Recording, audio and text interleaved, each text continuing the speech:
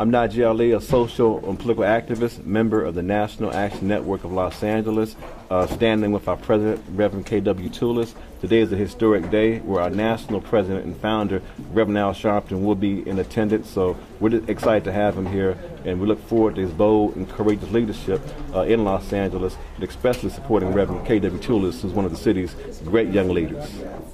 So today is our official grand opening of National Action Network here in Los Angeles.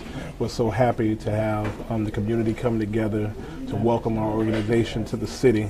We're thankful for all the community activists, all the community organizations, all the wonderful elected officials that's coming out to welcome National Action Network to this beautiful city of Los Angeles. We're also privileged to have with us today a special guest, Reverend Al Sharpton, and we just look forward to just having a good time. So we're here at 2828 West Jefferson Boulevard in LA. Feel free to come by our office anytime. Our office is open Monday through Friday here. Our phone number that you can reach us at is 323-527-2477. So feel free to be a part. Call. We're always on the move. The action is now.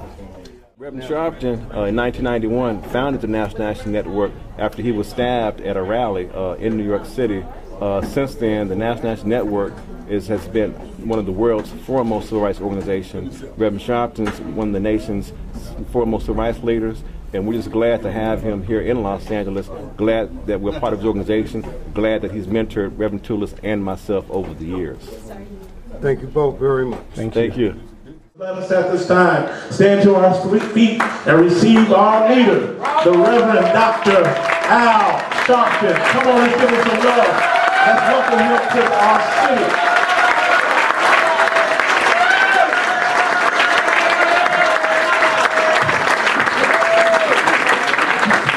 Thank you. Let me first thank Reverend Hempfield for opening his doors and giving this chapter of National Action Network a hand and a home and a place of operation. Give him another hand.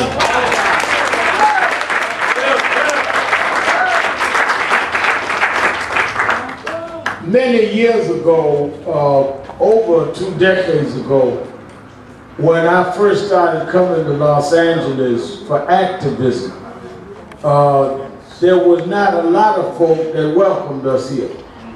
You know, a lot of folk that like you now is now.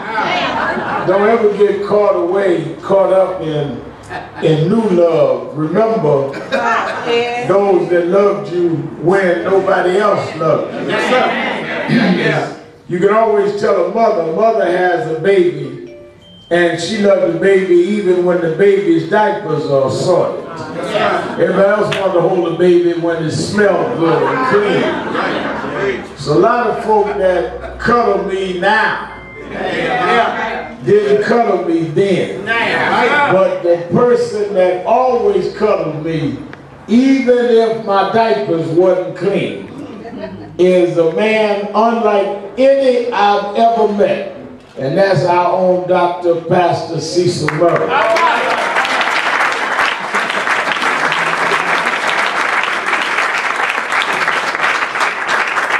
Cecil Murray, who is the legendary pastor of First AME.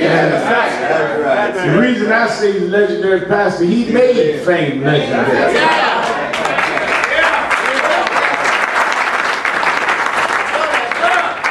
And I'm so happy anytime I'm in his presence because he's always been the same and always encouraged. You know, you meet a lot of people who are giants, who the only thing that makes them giants is that they smash everybody around them to make themselves look taller. If you got to make everybody else bad to make yourself good, there's not that much goodness in you.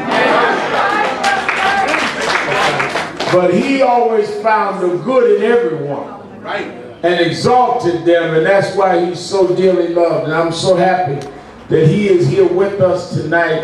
And likewise, a historic figure. I was looking at the wall, and many people that are in history, but none has done what this scholar, thinker, sage, philosopher has done. And that is that he has given us the authentic holiday of our people. He is a thinker with no peer. And I've known him since I was a teenager studying in Guzasaba. I remember when I was a youth director of Operation Breadbasket at 13, and they would tell us that we had to deal with people in the other realms. There's always been different lanes in our community. You know, it's a lie that they tell that we just had one leader in the 60s. We always had different leaders in every era. We had in the 60s Dr. King, Malcolm X, Adam Clayton Powell, Thurgood Marshall, Roy Wilkins, all at the same time. And when we would have to study those that were trying to teach us our culture and our nationalism, I come out of Church of God in Christ, and they told us we had to read in Guza Saba. I thought we were speaking in tongues.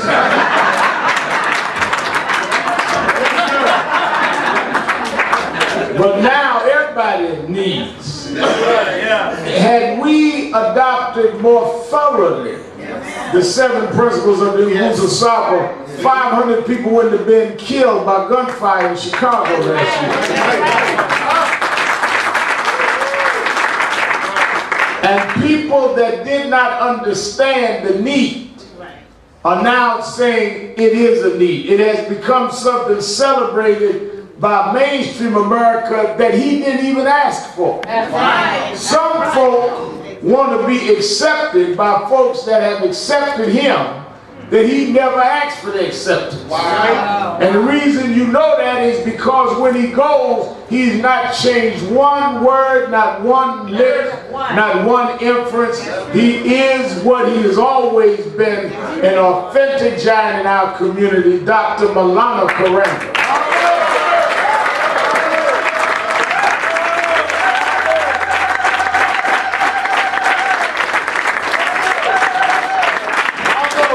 And all that have been announced and introduced, certainly on a personal side, I was so happy when I walked in. My nephew said, "Stella, this is James Brown's grandson."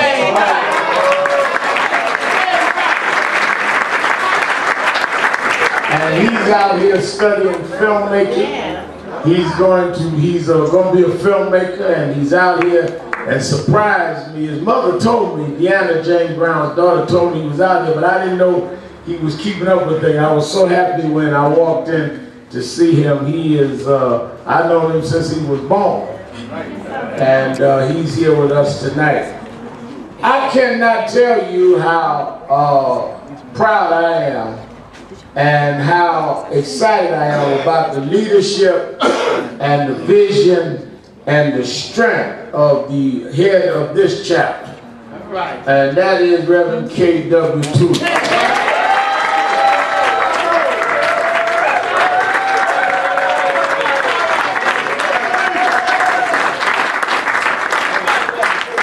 Going back many years, I started working with Najee Ali. And Najee Ali is one of the hardest working, most sincere grassroots activists I've known.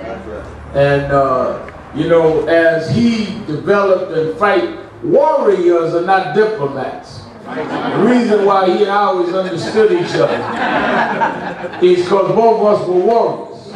You get diplomats to come after the war. You don't get diplomats to fight the war. So when people get upset with him or me, that's what we do. You need folk that'll get other folk upset. So you nice Negroes can come in and get everything worked out. But if nobody got anybody upset, nobody would invite you nice Negroes in the first place. Ain't nothing for you to calm down unless somebody get everybody up. I mean legally, officers. I'm not going over the line here. But Najee and I have been back to back and shoulder to shoulder a long time. And when he told me about this young brother, what impressed me is he had a hunger and a drive to serve. And there was nothing that we would not engage in. He was not there first and stayed last. And whether it was marching to stand up against violence or marching on a case of brutality, it didn't matter. So as the organization grew, Dr. Karanka and people in our community accepted, he came in level-headed. I've seen him at the top places in Beverly Hills. He handled the whole thing for us with Michael Jackson's funeral, just like he handled a rally in Compton. And that's the kind of balance and the kind of perceptive leadership that we need. And I'm very proud of him and expect even greater things for him. And as he puts his flag here, I wanted to be here for the opening because I'm very proud of my young brother, KW2.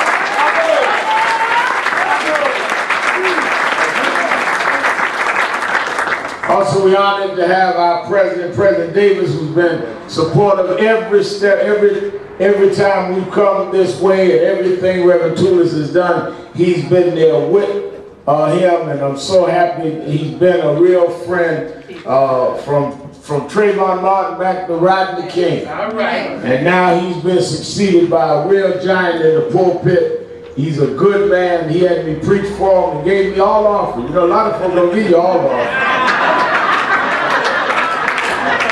And we are going to look for greater things even from him, Reverend Thompson. Give him another hand.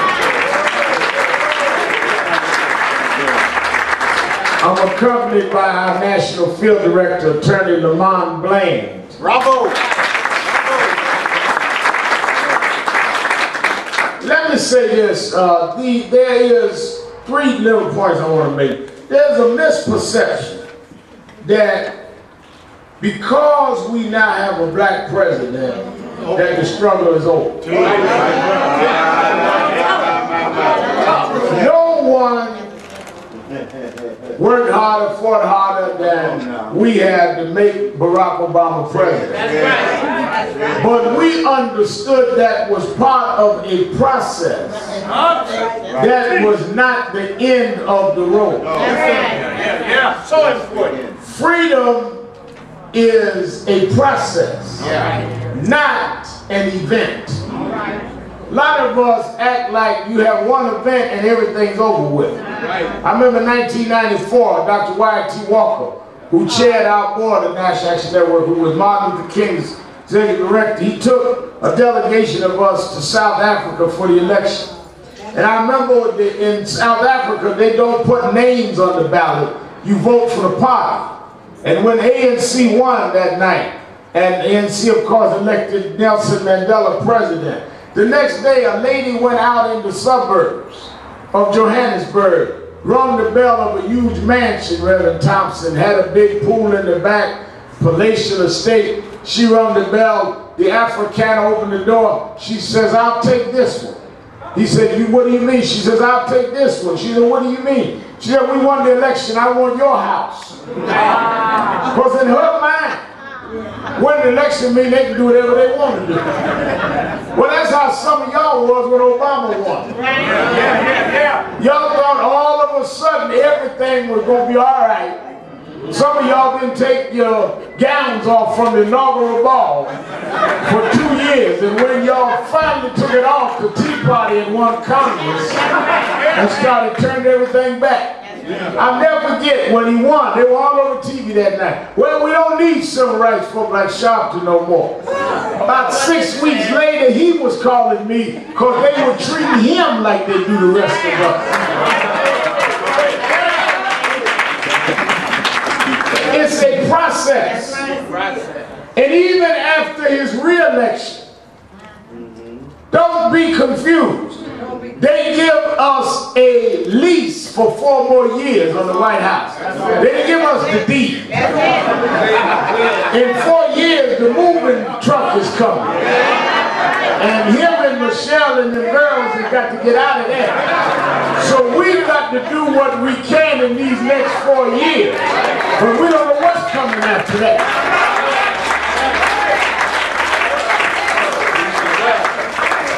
Today, we are still doubly unemployed. Unemployment number is 7.9%, blacks is 13%. With a black president. Today, We still have the highest incarceration rate. Today, we still do not have the businesses that are owned and operated in our own communities. Today, we still have challenges. As we look at the gun proliferation, all of these guns in our communities, yet we don't manufacture any guns because our children have been tricked that manhood comes by how many they can hurt rather than how many they can heal. When we were growing in the era of listening to James Brown and Aretha and the values of a Malana Karanga, we thought we were more than we were. Today, by listening to this nonsense, we think that we are less than we are. Our young women grew up as queens. Now they're being called openly hoes and bees. And will fight you if you tell them don't use the language. Can you imagine that the drive of young people today is the right to call themselves the nigger? You can't get him about his mad about nothing but telling them quit using the N-word. They get mad about that. They mad about police brutality. They mad about profiling. But tell them don't use the N-word. They get mad. Right out here in L.A., not just tell you one night, I debated one of the rappers 2 hours on one cable station on the N-word. I told him we all used it, but we should stop. It cuts off our self-esteem, puts a ceiling on our ambition. He had Red Bird, nigga fit on me. Nigga, nigga, nigga. Everything I said, nigga, nigga, nigga. So after 2 hours, we couldn't come to no agreement. I went my way, he went his. About 4 or 5 weeks later, I picked up USA Today. He'd been arrested. Got a little altercation, they busted him.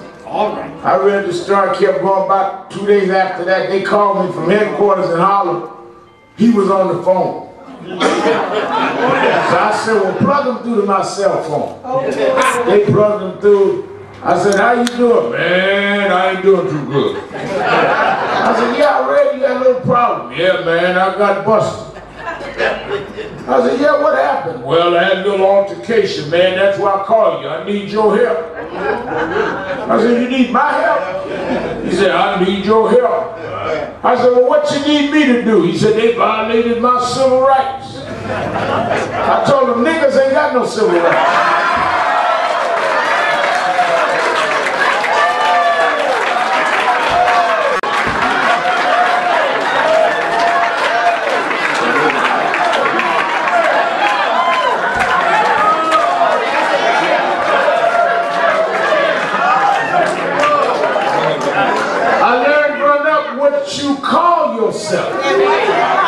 Is how you will be treated and responded to. How you define yourself is how you confine yourself. We must change the definition. And Hollywood and Beverly Hills and out here has helped define or misdefine our people. And that's why we need to come together and challenge those that make billions of dollars off of the distortion of the mentality and values and spirit of our community. And you right here, where we need to put the pressure on. Well, now we can't do nothing. Yes, we can. They held one press conference and ran them Django dolls out of the store.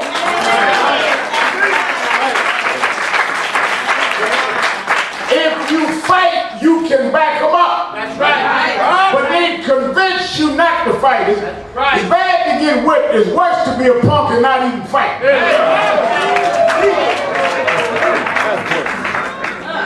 Now, I'm not going to say you're going to win every fight. I tell folks all the time, I'll fight wherever I think is right. And I told a guy not long ago, I said, I'm going to tell you something. If we get into this battle, it's going to be a battle. I'm not arrogant enough to tell you that I'm going to win every time. But they're going to have to wake you up in the dressing room to tell you you won. It ain't going to be no knockout. You're going to know you've been in a fight. And we need to get to fighting again for our interests, for our community, for our children. We have stopped fighting. The other got to stop this division. Yes. This lie that the fight is that we got to fight the Latinos. And they got to fight us, this black and brown division. Let me tell you something. We were all the victims of an illicit trade, slave trade of wickedness. Those of us that study the Bible, wickedness in high places. Don't act like any of our forefathers made a reservation to come over here. And some ships went south and some went north. And you should have been arguing like you decided which way the ship went to make you a slave. Some ended up in the Caribbean, some ended up in Puerto Rico, some in Mexico, some in the South. We cannot allow them to play us against each other. If we're together, we can solve each other's problems. If we're separate, we only help our mutual adversary. That's right. This crab in a barrel mentality. How do you stop crabs from crawling over each other? Is you don't stop with the biggest crab. If the crabs had enough sense to form a crab coalition and tear the lid off the barrel, there'd be enough room for all the crabs. The problem is that they're containing all of us, saying you're not like them.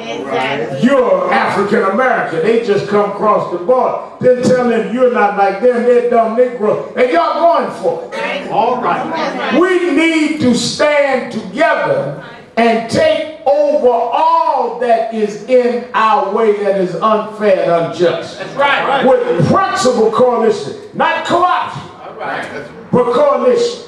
And what Reverend Tulis and some of the Latino leaders in Nigeria and others are doing is important, and is what Cecil Murray has been doing for years. We must have principle coalition. That's right. People call my radio show, well, I'm not going to work with nobody, but who's going to help me? Well, if that's the case, it ain't nobody going to work for us. Every Black Caucus member cannot win without Latino votes. That's just the fact. And Latinos can't win without us. Obama wouldn't be sitting in the White House if there were not people of all backgrounds that stood together. Now, if you are not insecure, you can work with folk that's different than you and make them respect you as you and you respect them as them. Insecure people got to stay by themselves. You meet men that's so insecure they want to lock their wife up at home.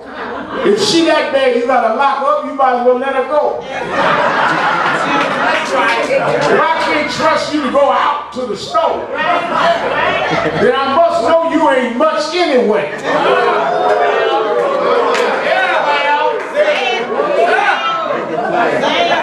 If you're insecure about your blackness, you can only be around other blacks because you're afraid you're going to slip into being something else. But I can walk in any room in the world by myself, and I'm going to be as big and bold and black as I always was because I know who I am before I go in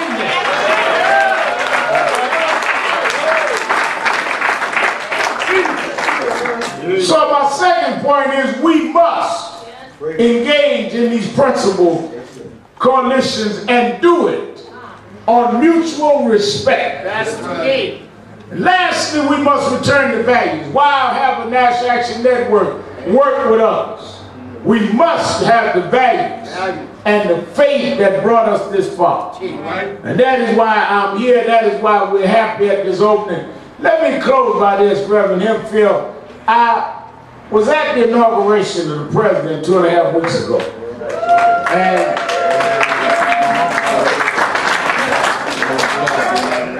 as Providence would have it, the president was inaugurated on Martin Luther King holiday.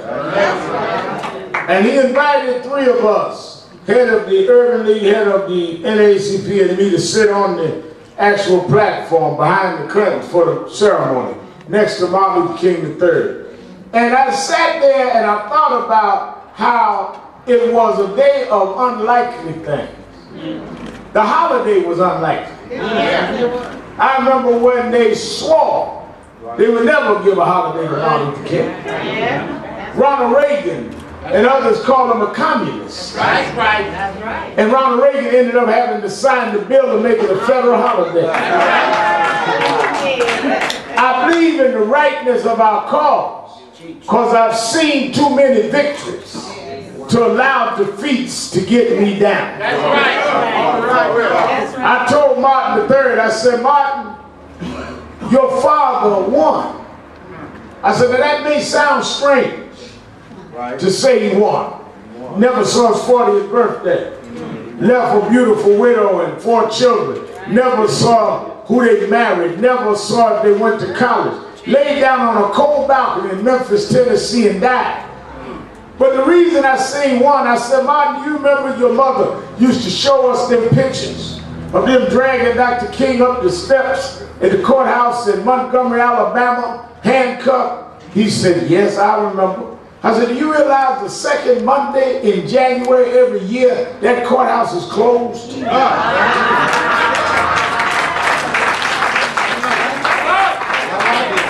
Judge can't come to work. Bailiff can't come to work. Clerk got to stay home. Who would have ever thought in the deep south, every federal building has to close for a black preacher that never was elected to office? The whole federal government closed down. As I sat there and watched as they prepared to inaugurate the president, the day before in the private service, he was inaugurated with his hand on Lincoln's Bible. In the public service, he had his hand on Dr. King's Bible. Somebody said to me, Molly, well, this is beautiful. Dr. King's Bible and Lincoln's Bible, first black president. I say, yeah, but don't get confused. They both the same Bible. They both got the same thing in them. Same amount of books, same amount of chapters. But they took much different roads to get here. Lincoln's Bible was on the mantelpiece in the White House. Heads of states went to see Lincoln's Bible. Dr. King's Bible didn't come that way. Dr. King's Bible had been through the backwoods of Mississippi. Dr. King's Bible had been through the poor areas of Georgia. Dr. King's Bible had been checked in the jailhouse in Birmingham. If you look close to Dr. King's Bible, they got his cell number on the Bible. And they checked the Bible in the property when he was put in jail for fighting for voting rights. But the bailiff never mentioned that Bible would be held in the Capitol. And a black man would put his hand on that Bible and become the president of the United States. If you be faithful over few things, God will make you rule over many. Stand up and keep fighting. We'll win in the end. Thank you, God.